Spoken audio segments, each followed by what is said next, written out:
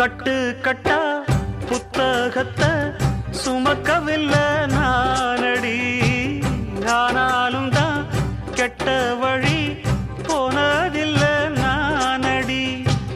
வெள்ள மனம் பிள்ள குணம் உள்ள ஆளு நானடி. என்ன பத்தி ஊருக்குள்ளே நீயும் கொஞ்சம் கேளடி.